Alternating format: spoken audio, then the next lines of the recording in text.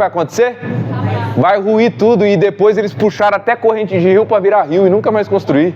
Os caras eram violentos contra o samaritano. Tava doido, tava brabo. Aí vamos lá. Aí tem... Conseguiram entender, né? Aqui... Oi. Eu acho que não presta atenção direito. Os níveis ali, o lugar santo, o átrio, o santo dos santos, era subindo. Subindo, é. Quanto mais alta a escada aí... Exatamente, escadarias. As escadarias, somando todas, só de escadaria dava 15 metros. Então só de escadaria, quantos metros tem aqui mais ou menos? 5 metros, então pelo menos 3 vezes. É muito grande, pessoal, é muito grande. Por isso que o pessoal muita gente começou a ver o Herodes como Messias. E mesmo os que não viam Herodes como Messias, tinham uma simpatia muito grande pelo Herodes. Aí o que acontece? Vamos continuar. Vamos abrir em Atos 3:1.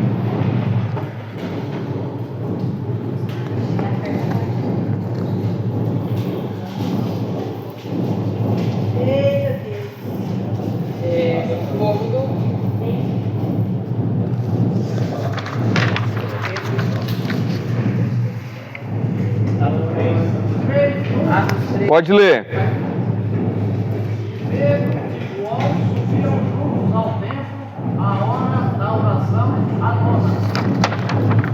Pode continuar.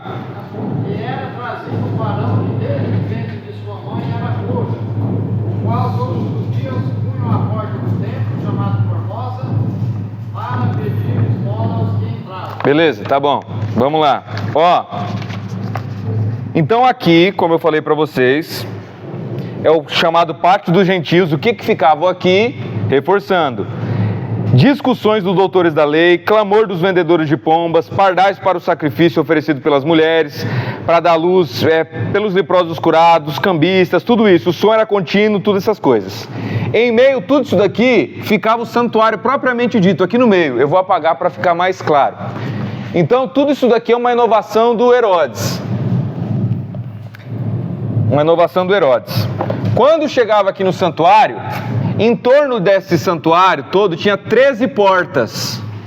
Aqui era uma construção buscando replicar o tabernáculo. Tinha 13 portas. E todas essas portas eram lindas, etc. Em todas elas tinha um aviso em 3 idiomas: latim, grego e hebraico. O que? Se você entrar aqui e você for impuro ou gentil, você morrerá e será culpado da sua própria morte.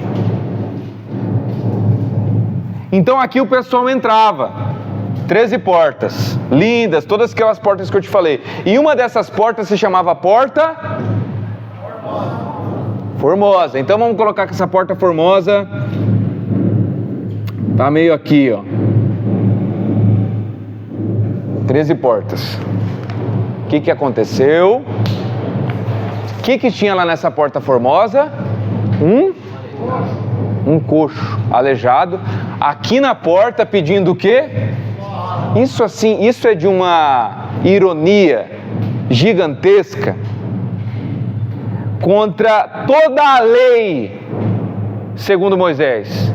Porque na lei segundo Moisés é inadmissível que no meio do seu povo haja um mendigo.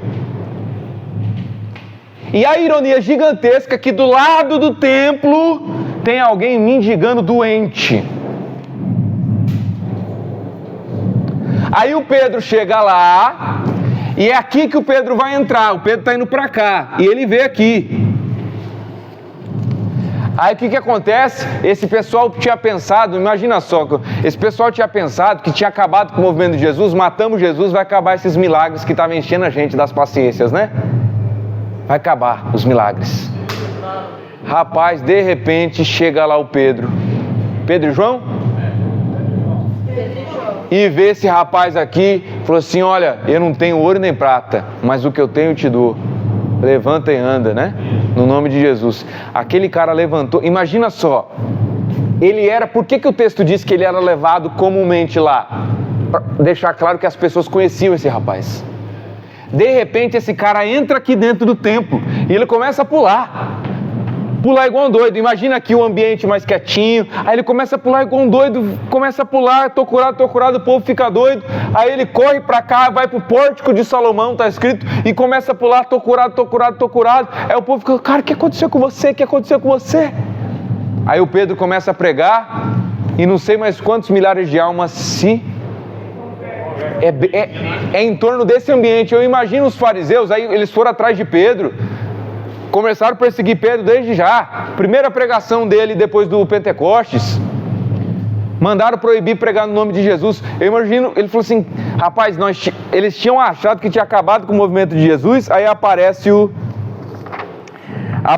esse tal de Pedro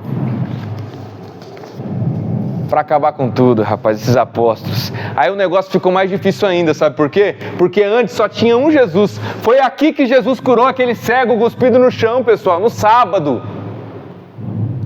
Jesus estava aqui discutindo, conversando no pátio dos homens. Professor,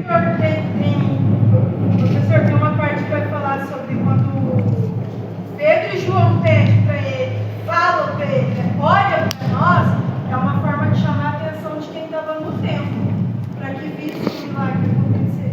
Glória a Deus. Novamente, esse é um milagre como pedagogia, para que as pessoas vissem e fossem para uma teologia do Jesus que estava vivo ainda.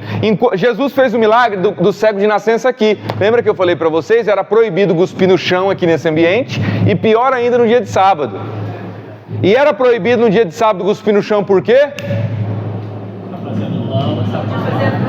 Exato, porque quando a saliva se mistura com a terra, aquilo vira barro, e quem faz barro é oleiro, e oleiro é trabalho, não pode trabalhar no sábado. Aí Jesus está aqui dentro, começa a discutir com os caras ficam doidos com Jesus, quer matar Jesus. Aí imagina Jesus tinindo de raiva, aí diz que Jesus se oculta. Como que Jesus conseguiu se ocultar? Provavelmente Jesus saiu daqui e se misturou no meio dessa muita multidão, e não conseguiram mais ver Jesus. Aí Jesus, no meio aqui dentro, num sábado, ele pega, gospe no chão e faz... Você tem noção, aquele lotado, e Jesus no meio de todo mundo, ajoelhar e começou a fazer lodo no sábado, e deu uma cuspida lá dentro. Imagina que Jesus fez um barulho bem alto, assim, para todo mundo ouvir, deu uma cuspida assim bem, o povo olhar, fez isso aqui, e o povo tudo doido, olhando. Aí o que Jesus fez? Chegou no cego e falou assim, ô cego, seguinte, eu vou ter que sair daqui agora, porque esse povo está tentando me matar e ainda não chegou a hora de eu morrer. Você pode ver que no contexto estão tentando pegar Jesus para matar, Jesus se oculta. Então, ô cego, vou falar um negócio seguinte, eu curei os outros diferentes, mas o seu eu não vou curar assim não, porque eu estou tendo que ir, e eu preciso que o povo tire a atenção de mim. Aí Jesus pega, passa no olho dele e fala assim, vai para o tanque de Siloé. Nesse inteirinho, Jesus e os discípulos, vamos embora, não chegou a hora de eu morrer ainda. Enquanto não chegar a hora, esses caras não me pegam. Aí o cego foi para onde? Foi para o tanque de Siloé. Quando ele começa a enxergar no dia de sábado para onde que ele volta, ele volta para cá, rapaz, e um cego sozinho lá começa a fazer um fuzuê, porque ele começa a dizer no meio de todo mundo, tô curado. Foi ali. Imagina, ele era cego de nascença, né? Cego de nascença, que era pior ainda. E tem uma coisa que é o quê? Havia uma cultura judaica que dizia que a cegueira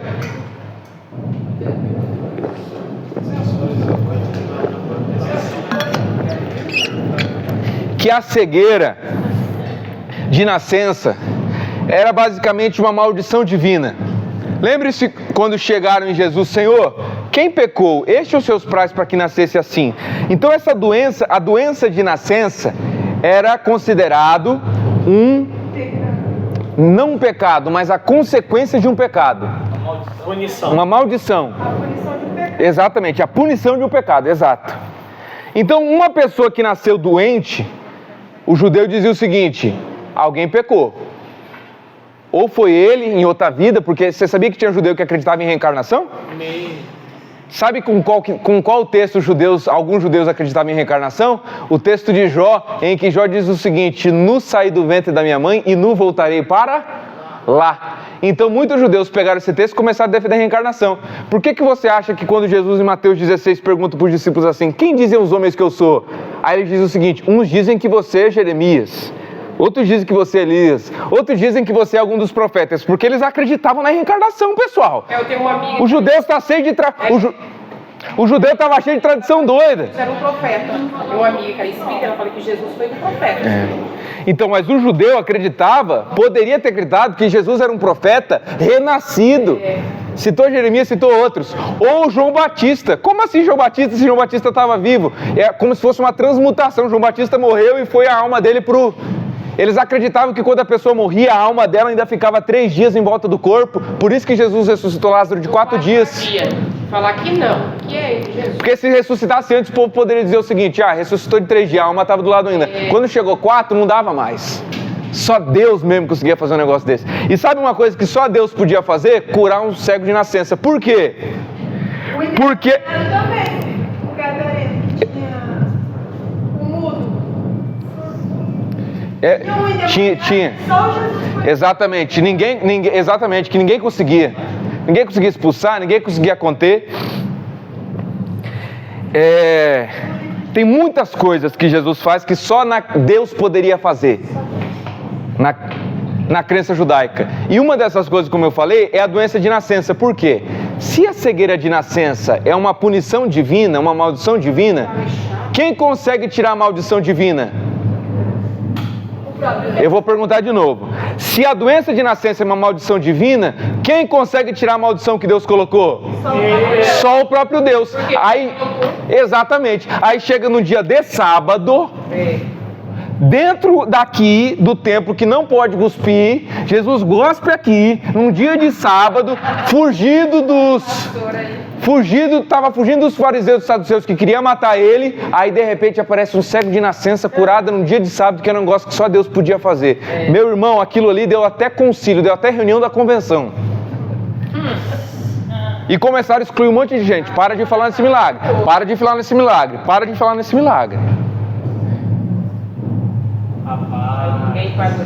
E aí esse rapaz foi aqui também. Aí quando a gente entra aqui, tem essas 13 portas. A gente entra aqui para dentro. Aqui tinha o pátio das mulheres, depois aqui tinha o pátio dos homens, tinha uma região aqui de purificação, tinha um espaço onde se reunia o sinédrio, e quando entrava aqui para dentro tinha o lugar santo e o santo dos santos. Aqui, neste ambiente, tinha 13 recipientes no pátio das mulheres, que era o recipiente das ofertas. Então, aqui dentro, tinha um lugar onde a pessoa depositava as ofertas. Nossa, eu vou esperar a irmã para ela ouvir isso, porque isso daqui vai ser muito bom. Pode ir lá, vou dar 5 minutos para vocês beber água. Levanta, pessoal, rapidão. Que eu vou esperar a irmã beber água para ela não perder o que eu vou falar agora. 5 minutinhos para vocês beber água no banheiro, rapidão. Pode começar a filmar? Começou? Ó. Quando Jesus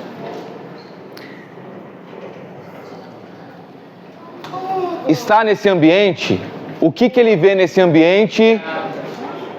13 recipientes, presta atenção nisso aqui. Tem 13 recipientes em formato de trombetas aqui neste pátio. Qual é o nome do pátio? Pátio das mulheres. E lá era onde se depositava as ofertas. Neste momento, é o momento em que Jesus vê a viúva depositando a oferta aqui dentro. Olha que bem. Jesus vê a viúva. Quando Jesus vê essa viúva, Jesus sai de lá de dentro do templo, e no Evangelho foi a última vez em que Jesus entrou no templo. Jesus nunca mais saiu. Jesus sai dizendo que vai destruir aquele templo. Nunca mais entrou. Eu falei nunca mais saiu. Tô confuso, tô ficando confuso já. Nunca mais entrou. Saiu dizendo que iria destruir aquele templo. E aí muita gente hoje prega, e olha que presta atenção nisso aqui. Muita gente hoje prega que Jesus elogiou a viúva e aprovou o que estava acontecendo. É o contrário. Desaprovou. Jesus está desaprovando aquilo ali. E eu vou ler aqui para vocês. Eu vou... Hoje não adianta ninguém falar que não acreditava. Eu acreditava que ia aprovar. Eu vou ler aqui para vocês do Chad Myers. Melhor comentário de Marcos que eu já li, página 383. Olha o que ele diz.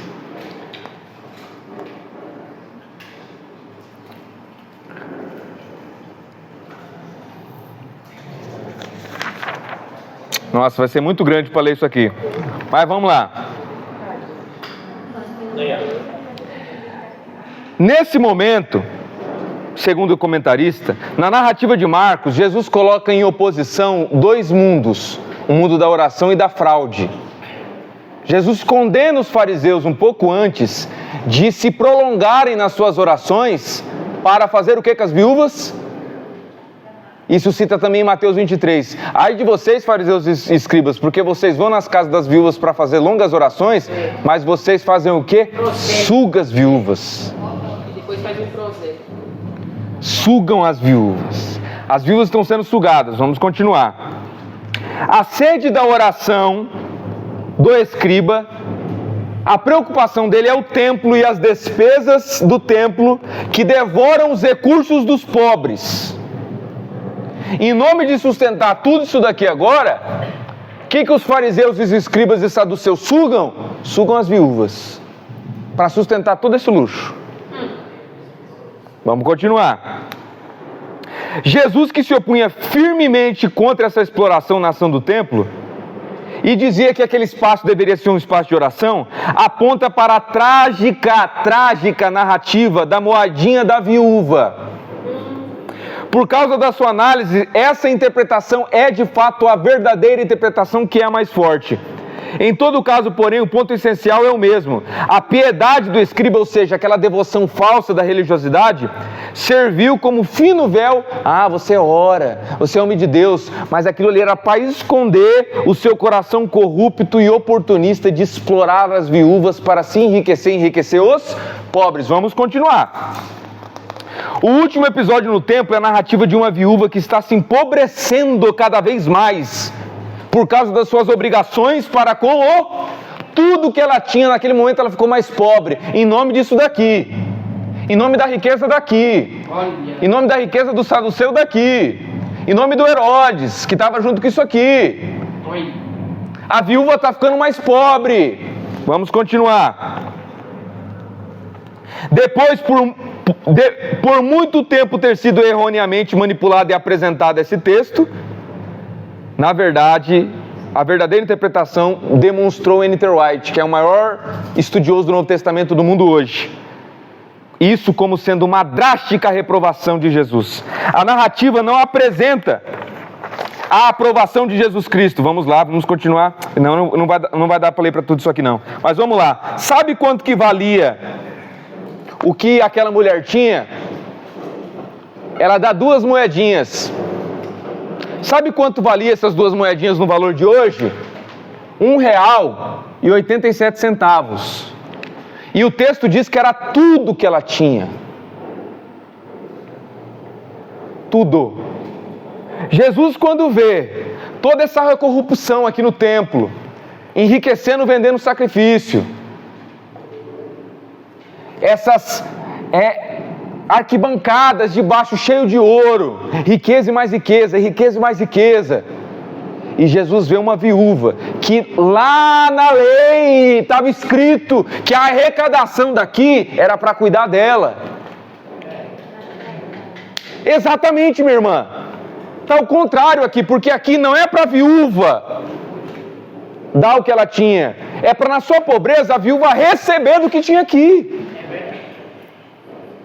Quando Jesus vê uma viúva pobre que tinha sido abandonada, estava morrendo de fome, porque mulher naquela época ela não conseguia trabalhar, ela era viúva, e ela era ainda uma mulher íntegra, porque provavelmente não estava se prostituindo, não tinha pensão do INSS, pegou e deu tudo o que tinha. Jesus sai daquilo com aquele olhar, apontando como a evidência de que Deus estava longe daquilo ali, e falou assim: esse templo vai ser destruído. Jesus estava dizendo isso, não era propriamente para destruir o templo, era para destruir o sistema. Exatamente. todo aquele sistema. Jesus não tem interesse de destruir o templo. A ira de Deus vai cair sobre vocês, etc, etc, etc, etc. Por quê? E você acha, pessoal, que uma viúva pobre, que está com fome, que tem R$1 no bolso, Deus quer que ela tire e passe fome para sustentar o saduceu? Não. Na verdade é o saduceu que cuida dela. Esse é o chamado poderoso do Senhor. Teve uma vez eu tive um pastor da Universal que foi meu aluno. Rapaz do céu, depois de um tempo ele falou assim: Jesus, Luiz. É porque você é da Universal. Saiu. Rapaz, ele contou que uma vez estava tendo uma campanha lá no Templo de Salomão. Olha só, pessoal, escuta aqui. Estava tendo uma campanha, ele me dizendo isso, uma campanha lá no Templo de Salomão. E teve uma caravana. E teve uma irmãzinha da igreja que foi com ele. Aí ele percebia que essa irmãzinha da igreja parava, quando tinha nas paradas, ela não estava comendo. Falei, uai, será que ela está jejuando? Mas ele foi perguntar. Disse, não, irmã, que eu estou sem dinheiro, pastor. Não, eu vou pagar para você. Eu pago para você. Ele pagou. Quando chegou lá, teve um momento lá de erguer a mão para dar uma oferta alta, ela ergueu. Ele achou confuso. Aí ela foi perguntar para ela. Rapaz, na velhice dela, aposentada, o único carro que ela tinha, ela vendeu para dar tudo que ela tinha para o Edir Macedo, utilizando esse texto da viúva. Acontece demais. Se Jesus estivesse naquele momento, Jesus ia fazer igual aqui. Meteu o pé na mesa. Igual que ele viu aqui, vendo essa viúva que deveria estar sendo assistida, enganada, sendo enganada e manipulada pelo aquele fariseu, pelo escriba que suga. E qual eram as coisas? Eu falei para vocês sobre 3 aspectos da lei do Antigo Testamento, que eram os mais importantes, que era o que... a avaliação de Deus em relação à fidelidade do povo, que era o quê? O culto... Não, culto que é devoção. Culto, devoção, é o cuidado do levita e o cuidado dos... E aqui está estrangeiro, está viúva, etc. Aí eu te pergunto, estavam cuidando da viúva aqui? Cuidando do dinheiro dela. E se vocês pegarem, pessoal, esse texto de Marcos e depois lerem o paralelo em Mateus 23, é exatamente isso que está dizendo. Jesus está condenando os fariseus e dizendo o seguinte: vai cair sobre vocês a ira que foi acumulada. A ira de Deus vai cair sobre Quê? a gente. É bastante. Bem que a senhora é a mulher de Deus. Que... Qual que é o texto? Ah, tá, eu tenho que procurar aqui, porque como eu não estou seguindo aqui... Ó, Deuteronômio 15:4 diz o seguinte: estava dando toda uma lei de distribuição de riqueza. Lá no Deuteronômio 15:4, ó, quando tiver assim, vocês vão fazer assim, para que não haja pobres no meio de vós. Deuteronômio 15:4.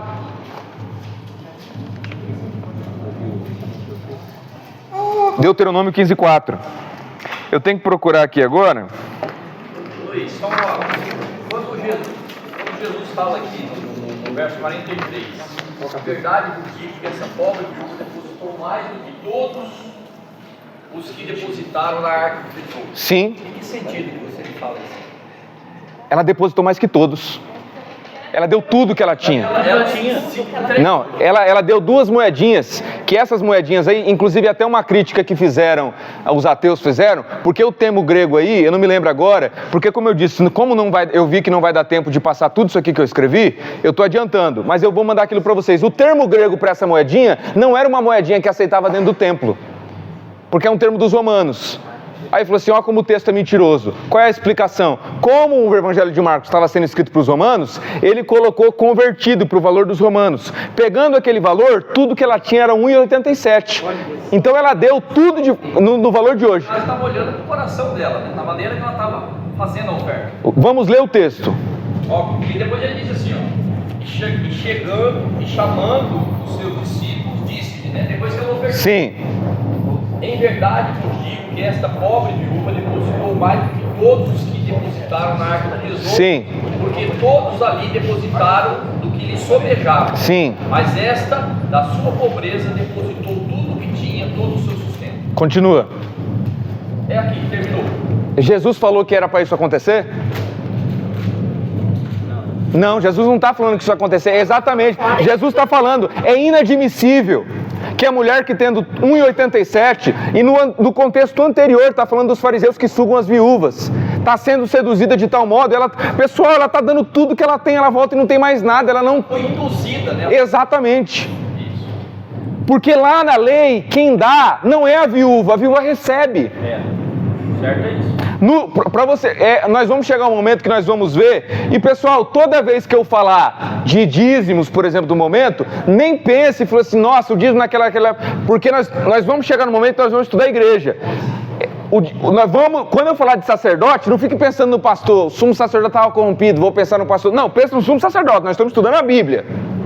Tá? Quando chegar no momento que nós vamos estudar a igreja, a gente vê. Nós estamos estudando agora Antigo Testamento, Bíblia e esse momento aqui. Tá? O que acontece? Quem que dava dízimos naquela época? Dava dízimos quem produzia grãos e animais. A viúva não dava. A viúva recebia. Era para acontecer isso. Era para acontecer isso. O pobre e o estrangeiro não dava. Pelo contrário, além do dízimo, tinha partes das colheitas que eram reservadas. Então o fato de que agora no templo, a viúva que deveria receber está dando tudo que tem, e quem deveria dar está dando o que está sobrando, inverteu tudo, isso aqui está tudo corrompido. Aí Jesus sai de lá, nunca mais volta e profetiza a destruição daquilo lá. Tem alguns irmãos que vão sair 4 horas, deu 4 horas exatas. Se vocês quiserem ir. Eu não acredito nisso. Respirou isso.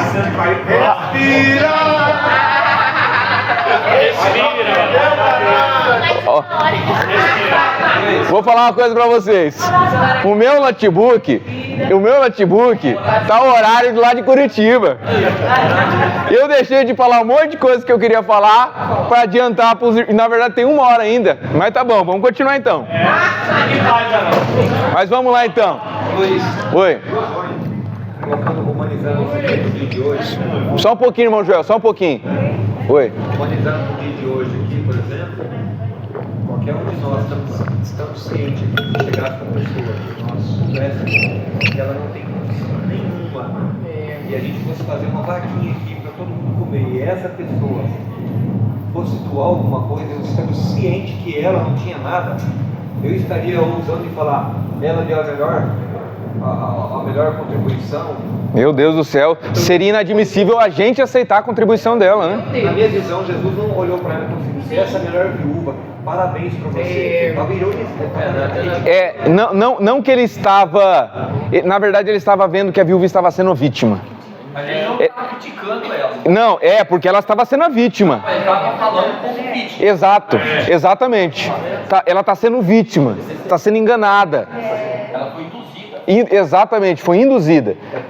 Então, eu até, obrigado o irmão Osmar repetir isso aí, porque, então vou frisar um pouco mais. Jesus não está criticando a viúva, falando que a viúva é hipócrita, falando que não. Fala que ela deu a maior oferta, ele está elogiando ela.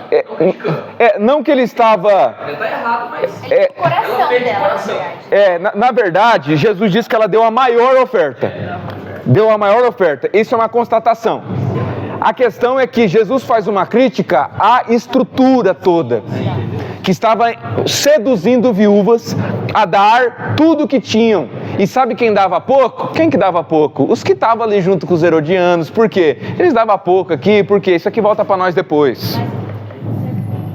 Estava uma corrupção, pessoal, que vocês nem imaginam que nós vamos começar a ver agora, corrupção maior ainda.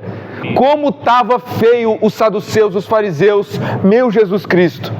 E a graça de Jesus Cristo ainda tentando socorrer essa gente. Aqui, pessoal. Nossa, vem coisas na minha mente aqui, mas eu não quero interferir a ordem, mas vamos lá. Aqui, pessoal, tinha um lugar de purificação dos leprosos. Tinha um lugar de purificação dos leprosos. Sabe quando que esse lugar foi usado? Eu falei para vocês numa aula passada, mas vou repetir para vocês lembrarem. Quando esse lugar foi usado? Quando? Você lembra, vai? Nunca! Por que esse lugar nunca foi usado? Era proibido de entrar lá? Não necessariamente, não. Olha só. A lei dizia que quando o leproso fosse purificado, ótima observação da irmã. Se o leproso é purificado, não dá para ter certeza que ele foi purificado. Como é que ele vai lá para fazer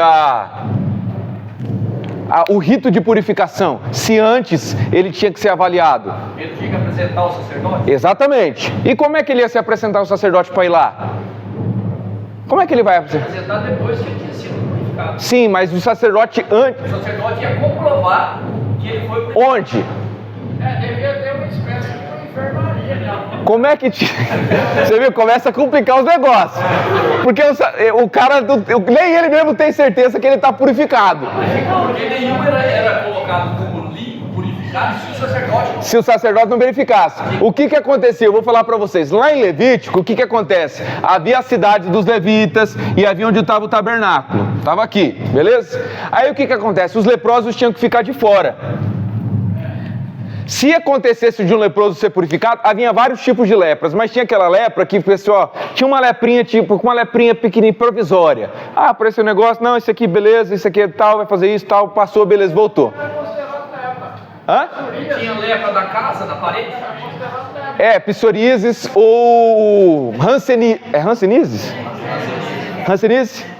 Isso. Então tinha vários tipozinhos de lepra. Havia alguns tipos de lepra, manchinhas, que era a pessoa que conseguia até se purificar de volta. Mas havia um certo tipo, que é quando a carne aparecia como vermelha, diz o Levítico, aparecia a carne viva, essa ninguém nunca conseguiu se purificar. O cara virava leproso, saía para fora e, cara, ele sabia que perdeu a vida.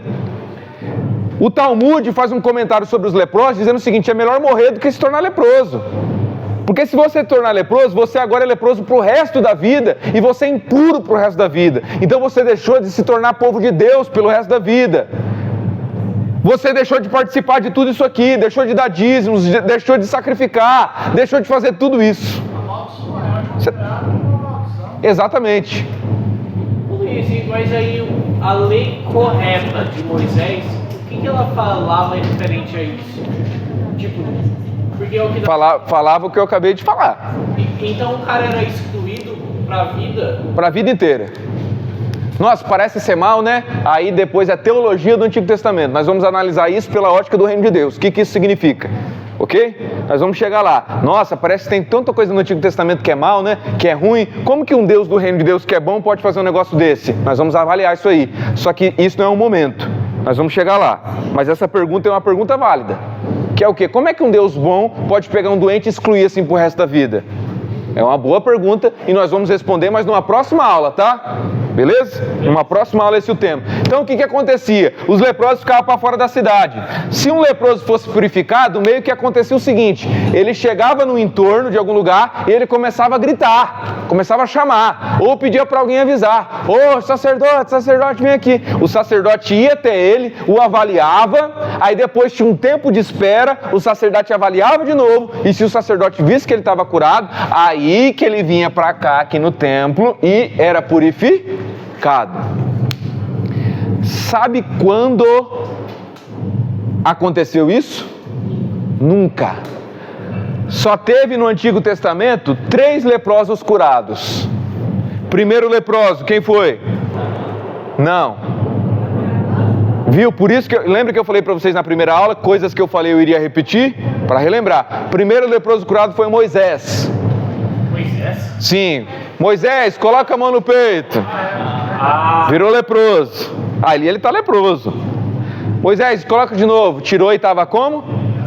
Moisés foi o primeiro a ter lepra e ser curado em Israel. Quem foi o segundo? Miriam. Miriam ficou leprosa. Depois que Moisés e Miriam foram curadas, quando que em Israel um leproso foi curado? Nunca mais. Antes do tempo de Jesus. Só no período que foi. Antes de Jesus nunca foi. O único que foi um pagão, chamado o quê? Naamã. E a profecia diria que viria um Messias que seria semelhante a Moisés. E um dos aspectos de Moisés é curar a lepra. E Moisés, ele leproso, tocou em si mesmo, e tocando no leproso, curou. Aí Jesus vai naquela coragem, toca no leproso, um escândalo para todo mundo, porque segundo a lei judaica e a tradição judaica, Jesus ficou o quê? Impuro. Mas sabe o negócio que virou a boca do balão, meu irmão? Quando Jesus está lá pelas redondezas de Samaria, num lugar, se eu não me engano, entre a Samaria e a Galileia, onde está lotado de gente misturada, e Jesus se encontra com 10 o quê? E no meio desses leprosos tinha o quê? Samaritano. Está escrito. Jesus faz o quê? Jesus não curou eles